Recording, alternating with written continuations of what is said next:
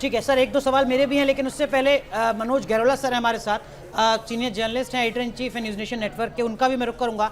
Umakant Lakhera sir हैं senior journalist. Umakant sir, आप कुछ पूछना चाह रहे हैं, कहना चाह रहे हैं? मैं योगेन जी से एक चीज़ जानना चाहता हूं कि आप उत्तर प्रदेश में, सबको पता है योगेन जी, और आप लोगों ने भी, आप भी चुनाव विश्लेषण करते रहे तमाम वर्षों में, कि सबको पता है कि भारतीय जनता पार्टी का उत्तर प्रदेश में 42% सॉलिड वोट बैंक है। लेकिन भारतीय जनता पार्टी से मुकाबला करने के लिए चुनाव के अखाड़े में कांग्रेस की दुकान अलग से खुलती है, मायावती जी की दुकान अलग से खुलती है, और सबसे बड़ी पार्टी जो समाजवादी पार्टी है वो अलग से खुलती है। लेकिन इन तीनों पार्टियों में जो तीन ध्रुव थे बाकी, ऐसा कोई यूनिफिकेशन की कोई चर्चा ही नहीं हुई, ना कोशिश की गई, ताकि 42 का जो अगर 42 हम कह रहे हैं कि 68% मुझे लगता है कि 60% प्लस जो वोट है वो भाजपा के खिलाफ है। उसके बाद ये यूनिफिकेशन की कोशिश में किसकी विफलता माना जाएगा? ये अपोजिशन की विफलता किस हद तक माना जाएगा इसको? योगेन सर, दो बातें सर मैं कहूँगा। पहला तो वैसे यूनिफिकेशन तो आप छोड़ दीजिए, मेरी अपनी समझ तो ये है, और पत्रकारों ने बताया, मैं तो इसका ज़्यादा जानकार नहीं हूँ, कि दरअसल बसपा ने तो एक बिल्कुल दूसरा खेल खेला। यूनिफिकेशन छोड़ दीजिए, सपा और कांग्रेस में यूनिफिकेशन नहीं था, पर कम से कम कांग्रेस ये कोशिश नहीं कर रही थी कि सपा को किसी भी तरह हरा दिया जाए। बसपा ने तो जिस तरह के उम्मीदवार दिए, वो तो ऐसा देख के लगता था कि वो तो इस तरह से दिए गए कि जिससे सपा को अधिक से अधिक नुकसान हो सके। लेकिन ये कहने के बाद मैं ये अंडरलाइन करना चाहता हूँ कि अगर विपक्ष एक साथ हो जाता, वो अपने आप में पर्याप्त नहीं था। 2019 में ये हो चुका था, केवल उससे फर्क नहीं पड़ता। हकीकत ये है कि उत्तर प्रदेश के मतदाता के दिलो दिमाग से पे भारतीय जनता पार्टी ने एक कनेक्ट बनाया है। कल मैंने एक लेख में कहा कि ये रिगिंग ईवीएम की नहीं है, ये रिगिंग तो दरअसल फोन, सोशल मीडिया इसके माध्यम से दिमाग की रिगिंग है। वो महत्वपूर्ण है। और सच ये है कि अगर ऑपोजिशन सारा इकट्ठा हो जाता तो हो सकता है बीजेपी का वोट थोड़ा और बढ़ जाता कि अच्छा सारे के सारे लोग इनके खिलाफ हो रहे हैं, तो चलिए इनके साथ और हो जाते हैं। तो केवल विपक्ष की एकता की कमी इसका कारण नहीं है। विपक्ष की कमजोरी, विपक्ष के पास कोई एजेंडा नहीं, विपक्ष के पास कम्युनिकेशन नहीं, और एक क्रेडिबल चीज विकल्प देने में विपक्ष असमर्थ रहा। योगेन सर, जो अब तक के आंकड़े आ रहे हैं उत्तर प्रदेश के, खासकर क्षेत्रवार, पश्चिमी उत्तर प्रदेश रुहेलखंड में लगातार भारतीय जनता पार्टी लीड करती नजर आ रही है। क्या उस टैली को देखकर, क्या उन आंकड़ों को देखकर आपको भी लगता है कि किसानों का मुद्दा जिन इलाकों में अपना ज्यादा असर छोड़ सकता था, वहां भी बेमानी साबित हुआ? मेरी आंख के सामने आंकड़े तो नहीं है, लेकिन अगर आप कर सकें तो आप एक काम कीजिएगा। पिछले चुनाव की तुलना में इस बार पश्चिमी उत्तर प्रदेश और रुहेलखंड में क्या हो रहा है, इसका मूल्यांकन मुझे बताइएगा। मेरा ऐसा अनुमान है कि पिछले चुनाव की तुलना में बीजेपी को यहाँ थोड़ा नुकसान हुआ है, और किसान आंदोलन को इतना तो श्रेय मिलना चाहिए कि उसने ये असर डाला। लेकिन किसान आंदोलन अपने आप में निर्णायक हो जाएगा, ऐसा तो कभी हो ही नहीं सकता। कोई भी एक वर्ग का आंदोलन देश के चुनाव में कभी भी निर्णायक नहीं हो सकता, लेकिन इतना तो हमें स्वीकार करना ही चाहिए। ठीक है, लेकिन क्या आपको लगता है कि वही किसान आंदोलन पंजाब में निर्णायक साबित हुआ है कांग्रेस पार्टी की इस हार के चलते, या भारतीय जनता पार्टी जो 4 सीटों पर सिमट रही है, अकाली दल जो 8 सीटों पर सिमट रही है? वहां भी निर्णायक नहीं है। देखिए, पंजाब में भी किसान आंदोलन का रोल ये रहा कि किसान आंदोलन ने वहां की जो स्थापित पॉलिटिकल पार्टियां थीं उनको डिस्क्रेडिट करने में एक योगदान दिया पूरी तरह से। लेकिन किसान आंदोलन ने कोई आम आदमी पार्टी का समर्थन तो किया नहीं। अब उसकी विजय का श्रेय किसान आंदोलन लेना शुरू कर दे तब तो ठीक बात नहीं है। जैसे मैंने कहा ना, हमने एक थोड़ा सा हैवी रोलर चला दिया पिच पे, बैटिंग करने वाले आए, और पंजाब में एक गड़बड़ ये भी हो गई कि हमारे कुछ साथी बिना पैड पहुंचे पैड पहने बिना हेलमेट पहने वो भी बैटिंग करने पहुंच गए वहां पे जी।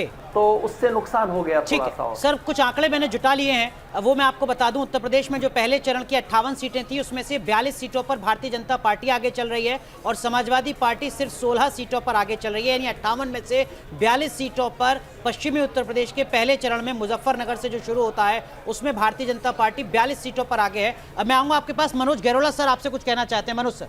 जी हाँ, देखिए मेरा एक सवाल आपसे है कि जब हम किसान की बात करते हैं तो किसान क्या एक वोट बैंक का है या फिर अलग अलग जो कम्युनिटीज़ हैं, जैसे कि जो जाट किसान है उसका वोट करने का तरीका अलग है और जो राजपूत किसान है, सैनी किसान है, उनका वोट करने का तरीका अलग है।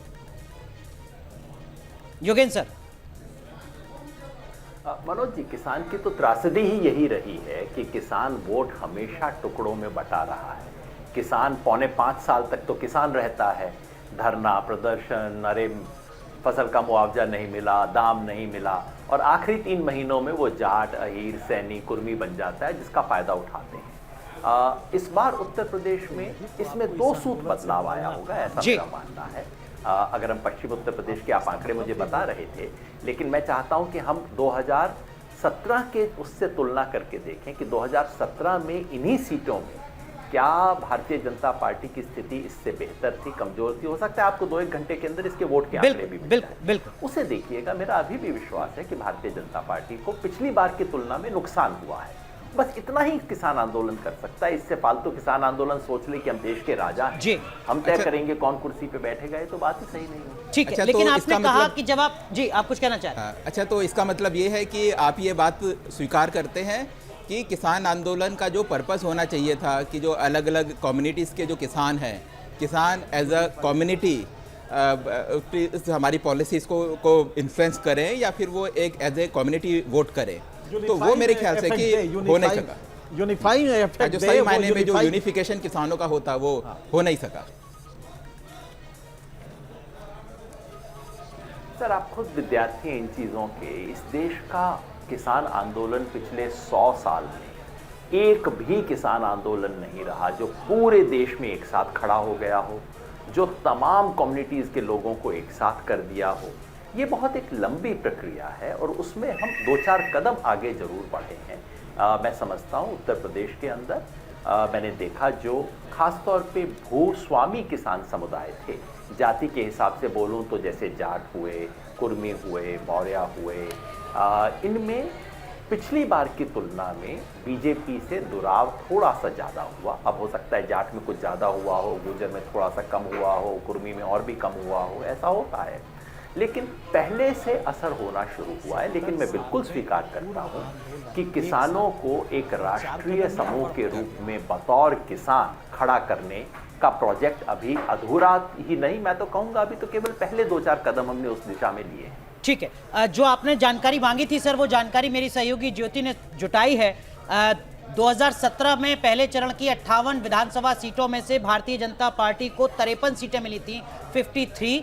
इस वक्त 2022 में उन 58 सीटों पे से भारतीय जनता पार्टी 42 सीटों पर आगे चल रही है। यानी 2017 के मुकाबले 11 सीटों पर भारतीय जनता पार्टी फिलहाल पीछे है। ये नतीजों में तब्दील कितना होगा इसके लिए इंतजार करना होगा। और उन 11 सीटों के नुकसान में बीजेपी की एंटी इनकम्बेंसी, बेरोजगारी, कोरोना, महंगाई और किसान आंदोलन किसकी बड़ी भूमिका है, या उम्मीदवार से नाराजगी, ये भी अपने आप में एक विश्लेषण की बात होगी। लेकिन आपने राशन का जिक्र किया था ये कहते हुए कि जब आप लोगों से पूछ रहे हैं कि मार्च के बाद मिलेगा तो लोग मुस्कुरा जा रहे हैं। जब हमने लोगों से बात की सर राशन को लेकर कि क्या 2022 में अगर आप योगी आदित्यनाथ की बजाय अखिलेश यादव को चुनते हैं तो भी राशन मिलेगा, तो लोगों का नजरिया दूसरे तरीके का था। उनको लगता था कि योगी हैं तो राशन मिल रहा है, अगर अखिलेश आ गए तो क्या पता मिलेगा या नहीं मिलेगा। क्या आपको लगता है कि ये भी एक फैक्टर हो सकता है?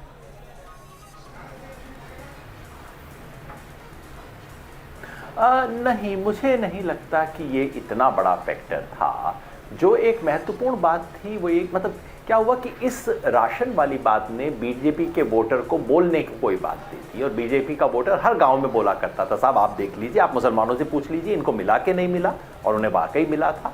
तो वो एक फैक्टर था। लेकिन मैं फिर अनुरोध करना चाहूँगा कि हम राशन मिलने के मुद्दे को इतना बड़ा मुद्दा ना बनाए। एक तो हम याद रखें कि इस देश में NFSA एक्ट सन 2011 से चल रहा है, शायद 2011-2010 से चल जी, रहा जी, है। जी।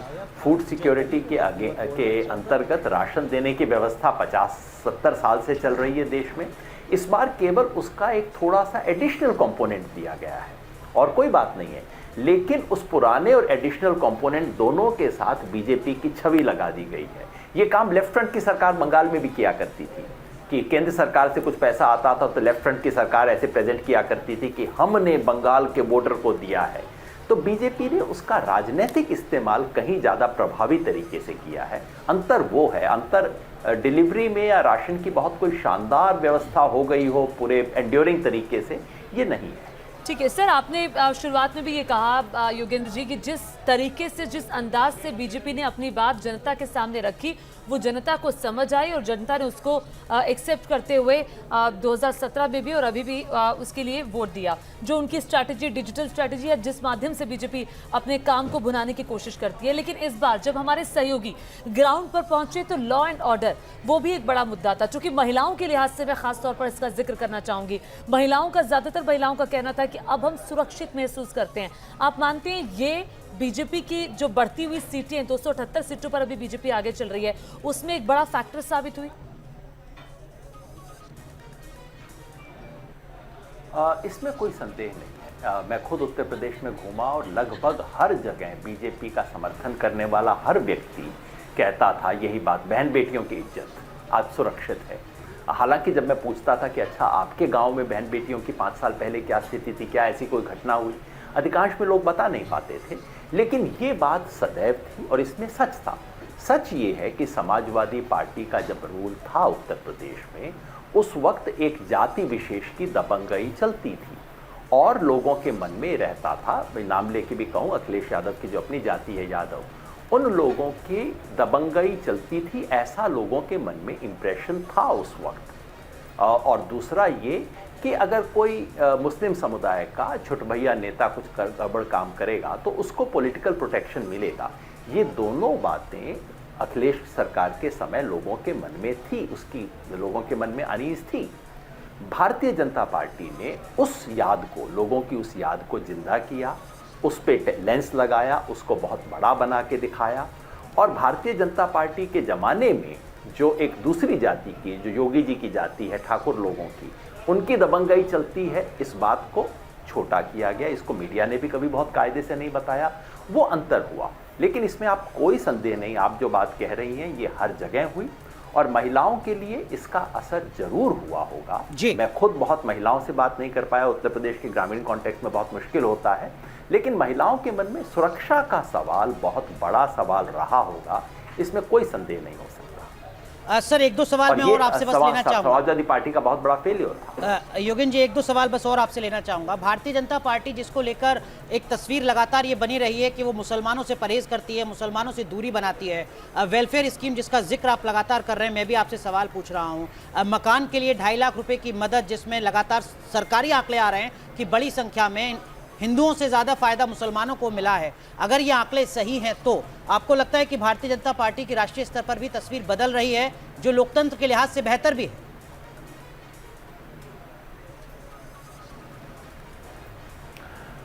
मैं समझता हूं अगर भारतीय जनता पार्टी ने जितने भी मुसलमानों को घर बनाने का लोन दिया है वो न भी देती और अगर सिर्फ मुख्यमंत्री 80-20 की बात करना बंद कर देते तो मुसलमान बहुत बेहतर महसूस करते और इस देश के लोकतंत्र के लिए बहुत सुखद संदेश होता जी। भारतीय जनता पार्टी इस देश के अल्पसंख्यक समुदाय के साथ जीना सीखे, ये देश के लिए बहुत अच्छी है। अटल बिहारी वाजपेयी जानते थे इस बात को, उदार होना जानते थे।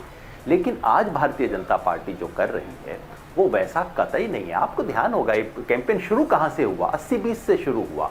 बार बार क्या कहा गया, किस तरह की भाषा प्रधानमंत्री ने इस्तेमाल की, किस तरह की भाषा योगी आदित्यनाथ ने इस्तेमाल की। उसके बाद आप मेरे को बताएं कि अच्छा कुछ मुसलमानों को लोन भी दिया गया था, ये मेरे ख्याल में जले पे नमक छिड़कने वाली बात होगी, ये बात सच नहीं है। ठीक है, एक पॉलिटिकल स्टूडेंट के तौर पर सर थोड़ा और बताइएगा, नरेंद्र मोदी अमित शाह के बाद 2022 में योगी आदित्यनाथ 300 के आसपास सीटों के साथ जब आते हैं राष्ट्रीय राजनीति में, विपक्ष की मुश्किलें और ज़्यादा बढ़ती हैं। वो विपक्ष जहां पर चेहरों का संकट है, वहां भारतीय जनता पार्टी में एक और चेहरा खुद को स्थापित कर चुका है।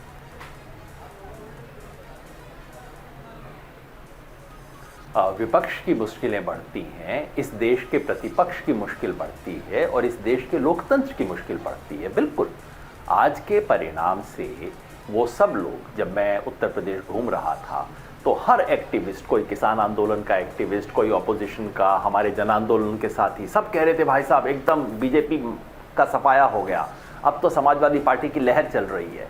मैं बार बार कहता था भाई जब मैं ज़मीन पे जा रहा हूँ मुझे तो सुन नहीं रहा, आपको दिख रहा है ये चीज़। आज वो सब लोग काफ़ी निराश होंगे, आज काफ़ी उनका हौसला पस्त होगा। और ये सवाल सिर्फ आंदोलन जीवियों के बारे में नहीं है, आंदोलन जीवी पस्त हो जाए कोई बात नहीं है, लेकिन इस देश के लोकतंत्र को बचाने की जो कोशिश है, मैं कोई यहाँ सेफोलॉजिस्ट होने का दावा नहीं कर रहा, ना मैं सेफोलॉजिस्ट के नाते यहाँ पे हूँ, मैं एक राजनीतिक कार्यकर्ता के नाते यहाँ हूँ। मेरे देश के लोकतंत्र पे खतरा है, देश को ऊपर से तोड़ा जा रहा है और आज उसका मुकाबला करने की ताकतों की जो भी ताकत है वो थोड़ा पस्त हुई है, थोड़ा कमज़ोर हुई है, उसके लिए चुनौती पहले से ज़्यादा बढ़ी है जी। और इसलिए आज बहुत चुनौतीपूर्ण दिन है उन सब के लिए जो इस देश में लोकतंत्र एक स्वस्थ, सुंदर और समावेशी भारत का सपना देखते हैं। उन सब लोगों की आज चुनौतियां बढ़ी हैं। ठीक है।